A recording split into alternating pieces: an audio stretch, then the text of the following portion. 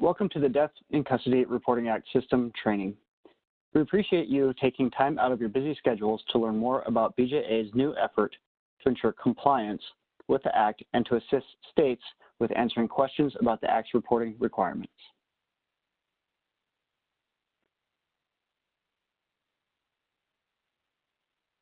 We have 3 agenda items in this training: a brief review of the Death in Custody Reporting Act, the Death in Custody Reporting System structure with the PMT, and frequently asked questions. We anticipate there being quite a few questions as we go through this training. Know that we will do our best to answer your questions today. However, there may be some that we are not able to answer at this time and will require further follow-up. We will document all of the questions that we are unable to answer and reply via email in the coming weeks.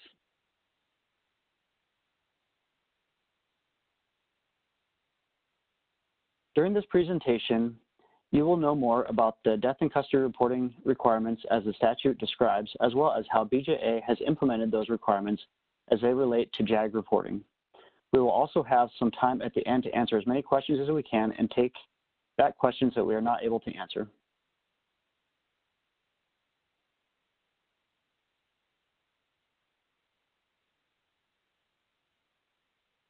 In this part of the presentation, we will briefly introduce you to the Death in Custody Reporting Act.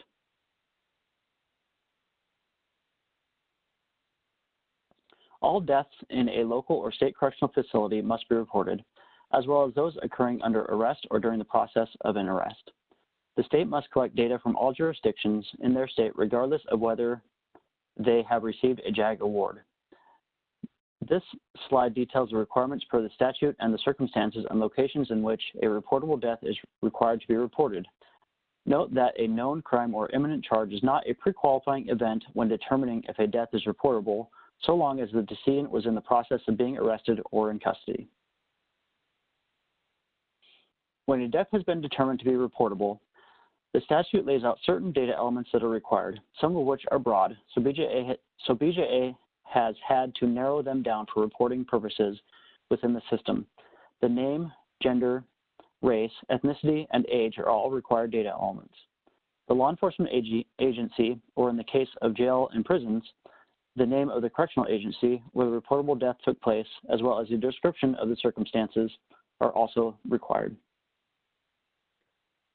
Will there be a JAG penalty, which is mandatory, for not reporting? The statute authorizes a 10% penalty on JAG for noncompliance at the discretion of the Attorney General.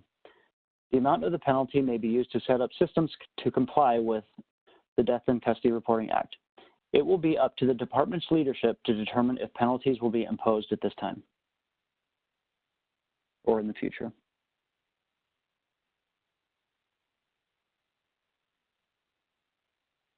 Now let's take a minute to look at a brief history of the Death in Custody Reporting Act and its resulting data collections. The first Death in Custody Reporting Act was signed into law in 2000. BJS started the arrest-related deaths and mortality in corrections reporting programs as a result. DCRA of 2000 expired in 2006, but BJS continued its arrest-related deaths program until 2014. In 2015, the FBI began working with state and local law enforcement and decided to discuss the possibility of starting a use of force data collection program. In 2016, on a separate track, the Department of Justice decided that BJA should be responsible for Death in Custody Reporting Act data collection. In 2019, BJA received OMB approval to start collecting data, meaning ultimately that BJA is taking over the mandate from BJS to collect death in custody reporting data from states.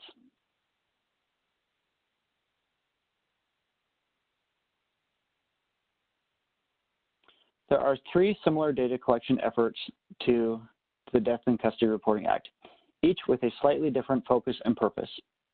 The BJS Mortality and Correctional Institutions Program, the FBI's Use of Force Program, and the CDC's Vital Statistics Program.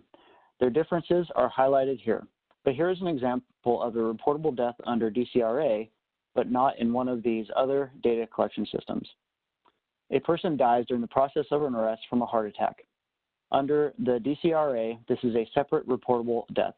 but it is not a reportable death under the use of force program, for example.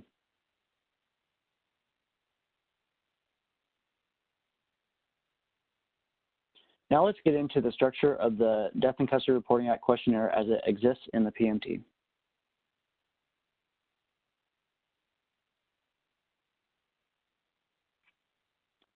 The designee that will compile and report DCRA data on behalf of the state must have access to the PMT and be associated with the JAG awards.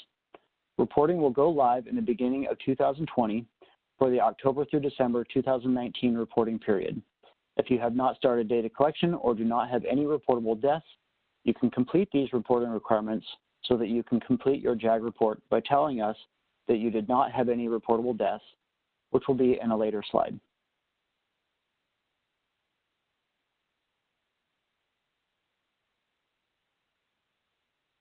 The required data elements in the DCRA module track closely with what is required by law.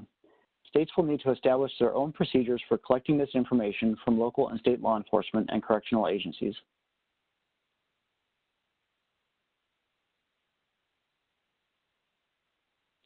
You have the option to select no if you have no records to enter. Otherwise, enter the number of records for decedents that you have to enter after you select yes to question 1. To enter the Decedent Information tab, the number of decedents or reportable deaths you have will be reported in the quarter and should be entered in C. This will then populate the number of records in the Decedent Information tab. Select Save or Save and Continue often so that you don't lose your work.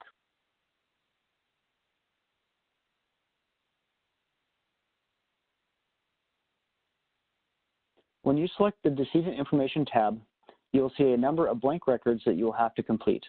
At this time, decedent information has to be entered one at a time. Decedent records are presented in an accordion style with their name and agency or arresting jurisdiction as the label. You can toggle between records as you enter the data. Hitting Save will move you to the next decedent record. Save and Continue moves you to the review page.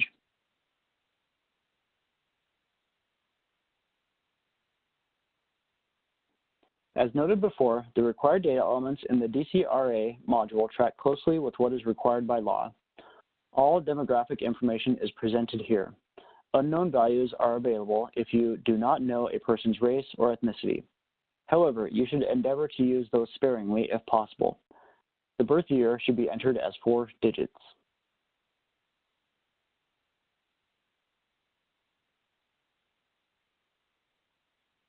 Here we ask about the date of the incident or arrest and the date of the death. If in a facility such as a jail or prison, that can be entered here as well.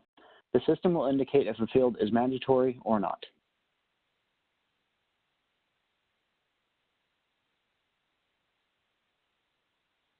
Lastly, we ask about the manner of death. Note that we have an unavailable investigation pending option. You can use this when you are still gathering facts around the certain circumstances of the death. When all the facts are known and you can make a determination as to the manner of death, the record must be updated.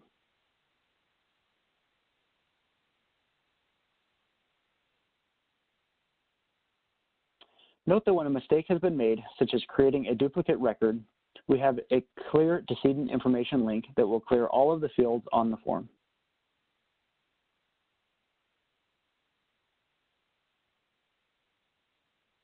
Now let's do a quick review. Please respond to the following polling question on the right side of the screen. Is an affirmative no response required for DCRA reporting, even if we have no reportable deaths before you complete your JAG report? Yes or no? Looks like 64% of you said selected A, yes, and that is the correct answer.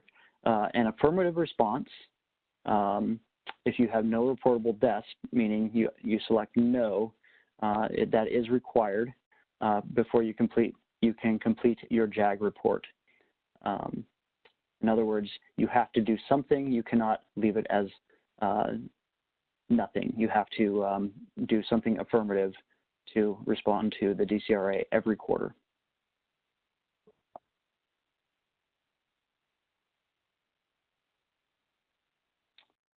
Now let's get into a few questions that have already been asked, then we will finish with some time to answer some of your questions.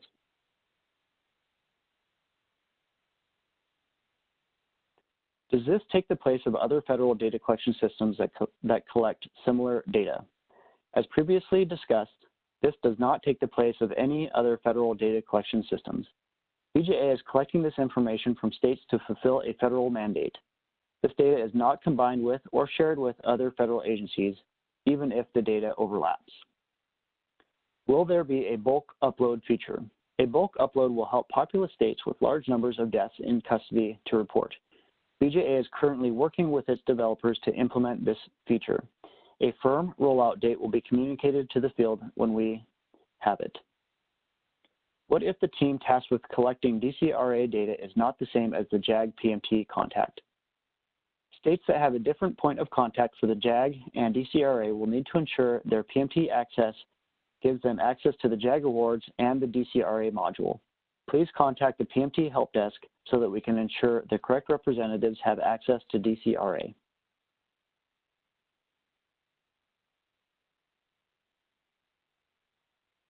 Given the time lapse between identifying a potential death in custody and obtaining confirmation of a death in custody, when does BJA want us to report deaths?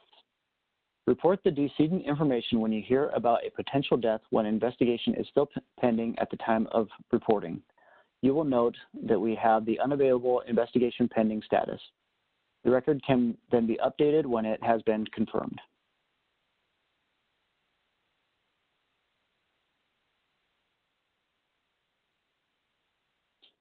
Here's the BJA PMT Help Desk contact information. Our office hours are Monday through Friday, 8:30 a.m. to 5 p.m. Eastern Time, except U.S. federal holidays. We strive to return everybody's email and phone call within 24 hours, so please don't hesitate to leave a voicemail or email, even after business hours. We'll leave this webinar open for about 5 to 10 minutes so you can download any handouts attached or use the Q&A box if you have questions.